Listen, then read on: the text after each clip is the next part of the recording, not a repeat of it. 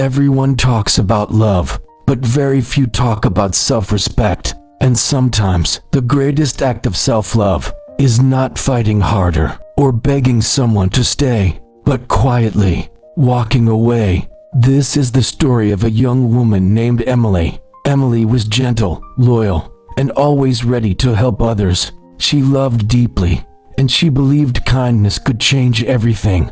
But the people around her didn't treat her the same way. Her friends mocked her dreams. Her partner took her for granted. Her co-workers piled extra work on her because she never complained. Emily kept giving, kept saying yes, kept shrinking herself to keep the peace. Yet every night, one question echoed in her mind. Why do I feel so empty when I give so much?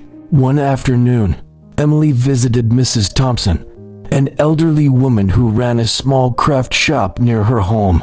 Mrs. Thompson had known Emily for years, and she always noticed when something was wrong, and with her elderly wisdom could pick what was wrong with Emily. That day, she quietly picked up a clay bowl and handed it to Emily. "Hold this for me," she said gently. Emily held the bowl carefully. Then Mrs. Thompson took a small stone and dropped it inside the bowl.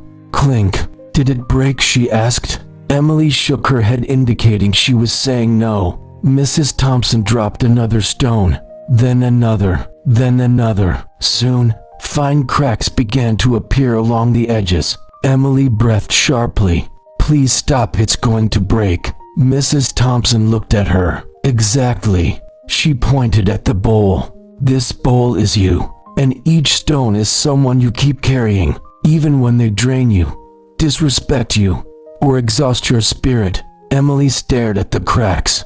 "The bowl doesn't break all at once," Mrs. Thompson continued. "It breaks slowly, one ignored boundary at a time, one disrespect you excuse, one situation you should have walked away from, but didn't." She placed the cracked bowl back into Emily's hands. "My dear, if you don't learn to walk away, life will break you in ways you cannot repair." Emily felt her chest tighten. It was the first time she truly saw her own life clearly. She realized she was staying where she wasn't valued, giving to people who only took, fighting for spaces that made her feel small. Softly, she whispered, "I deserve better. I deserve peace." Mrs. Thompson nodded. "Walking away is not pride," she said. "It is protection." Over the next days, Emily changed. She started saying no. She kept her boundaries firm.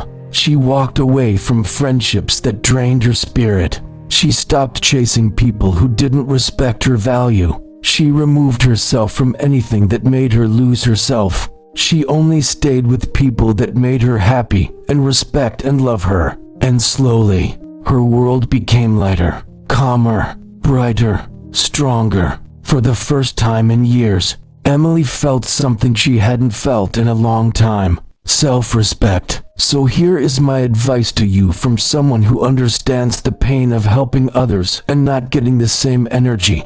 So you don't change who you are because of people and affect the good ones. If a place constantly hurts you, walk away. If a person repeatedly disrespects you, walk away. If a relationship forces you to lose yourself, walk away. Because protecting your peace is the highest form of self-love. If you feel this story should reach more people, please like and share the video. And don't forget to subscribe to our channel to stay with us.